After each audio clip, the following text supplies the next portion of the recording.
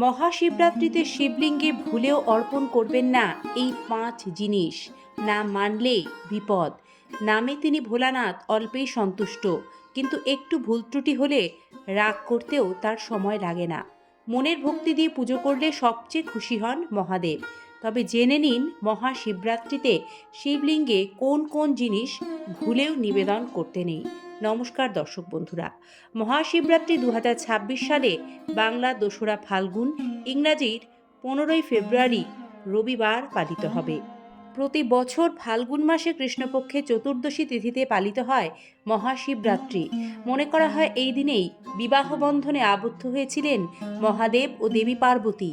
মহাদেবের আরাধনা করার জন্য সারা বছরের মধ্যে মহাশিবরাত্রি সবচেয়ে উপযুক্ত দিন।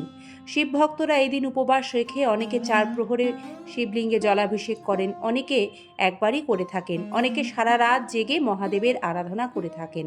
মহাশিবরাত্রিতে নানা উপাদান দিয়ে মহাদেবকে তুষ্ট করার চেষ্টা করেন তার ভক্তরা। দর্শক বন্ধুরা, শাস্ত্রে এবং শিব পুরাণে ভগবান শিবের পূজা করার অনেক সহজ উপায় রয়েছে। যে ব্যক্তি ভোলানাথকে শ্রদ্ধার সাথে পূজা করেন, শিবের কৃপা সর্বদা তার উপর থাকে। ভগবান শিবের পূজা করার অনেক নিয়ম আছে, কিন্তু তিনি ভোলানাথ এতখানি উদার যে তিনি ভক্তের ভক্তিপূর্ণ আহ্বানে সাড়া না দিয়ে থাকতে পারেন না। পবিত্র মনে করা ভক্তের আরাধনায় তিনি কিন্তু অল্প আয়োজনেই সন্তুষ্ট হন ও ভক্তেরা অভীষ্ট ফল লাভ করেন দেবাদিদেব মহাদেবের আশীর্বাদে। মহাদেব এতখানি সরল যে তার পূজার সামগ্রীও খুব সামান্য। বেলপাতা, গঙ্গাজল, চন্দন, ধূত্রফুল ইত্যাদিতেই তিনি প্রসন্ন হন। তবে যে জিনিসগুলি কোনো অবস্থাতেই শিবলিঙ্গে মহাশিবরাত্রির পুণ্যদিনে ভুল করেও নিবেদন করবেন না বা অর্পণ করবেন না, তার মধ্যে অন্যতম প্রথম জিনিসটি হলো তুলসী পাতা। তুলসী পাতা এমন একটি বিশেষ মঙ্গল জিনিস যা কেবলমাত্র ভগবান শ্রী বিষ্ণু ও বিষ্ণু তত্ত্বেই অর্পিত হয়। তুলসী হলেন ভগবান বিষ্ণু সহধর্মিণী, তিনি হরিপ্রিয়া। একবার বৃন্দা দেবী তুলসী রূপে জন্ম নিয়েছিলেন। এদিকে মহাদেব যুদ্ধে তুলসী দেবীর স্বামী জলন্ধরকে কিছুতেই পরাস্ত করতে পারছিলেন না। বর ছিল যতদিন জলন্ধরের স্ত্রী তুলসী দেবী শুদ্ধ থাকবেন, কেউ জলন্ধরকে হারাতে পারবে না। তাই শর্ত ভাঙতে ভগবান শ্রী বিষ্ণু তুলসী দেবীর পবিত্রতা ভঙ্গ করেন। অবশেষে তুলসী সত্যিটা জানতে পেরে রাগে অপমানে ভগবান শিবকে চিরকালের জন্য পরিত্যাগ করেন। তাই শিব পুজোয় বা শিবলিঙ্গে কখনো তুলসী পাতা অর্পণ করতে নেই এবং তুলসীর ব্যবহার করতে নেই, এতে মহাদেব রুষ্ট হন।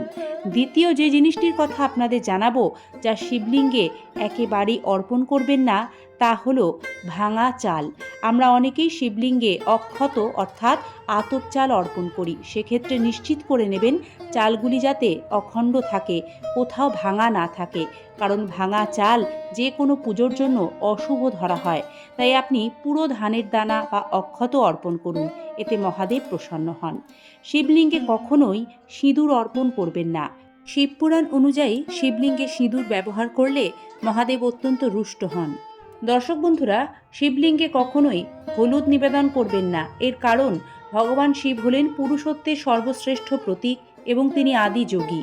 হলুদ সৌভাগ্য সূচক, ভগবান বিষ্ণুর সাথে সম্পর্কিত, মহিলাদের সাজ শৃঙ্গারের সাথেও সম্পর্কিত। সে কারণে মাতা পার্বতীকে কিন্তু হলুদ নিবেদন করা যায়। বিবাহিত মহিলারা মুখে, পায়ে, হাতে হলুদও প্রয়োগ করেন, কিন্তু মহেশ্বরকে হলুদ নিবেদন করা উচিত নয়। তিনি তো আদি যোগী। পার্থিব সুখ, স্বাচ্ছন্দ্য, সাজ শৃঙ্গার সব কিছুই থেকে তিনি নিজেকে দূরে সরিয়ে যোগ নিদ্রায় মগ্ন থাকেন।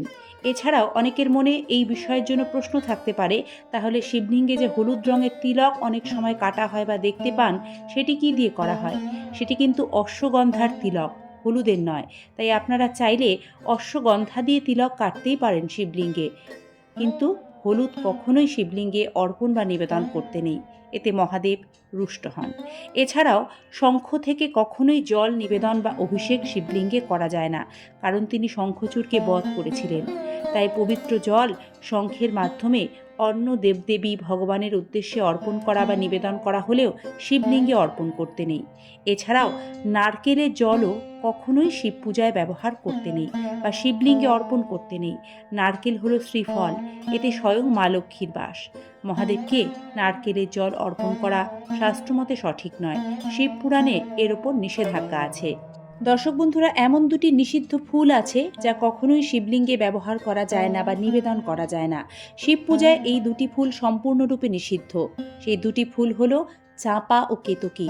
তাই শিবরাত্রির দিন এই চাঁপা ও কেতকী ফুল ভুল করেও শিবলিঙ্গে কেউ কোনো অবস্থাতেই অর্পণ করবেন না। এতে মহাদেব অত্যন্ত রুষ্ট হন। এছাড়াও শিবলিঙ্গে বেলপাতা অর্পণ বা নিবেদনের নির্দিষ্ট কিছু নিয়ম আছে।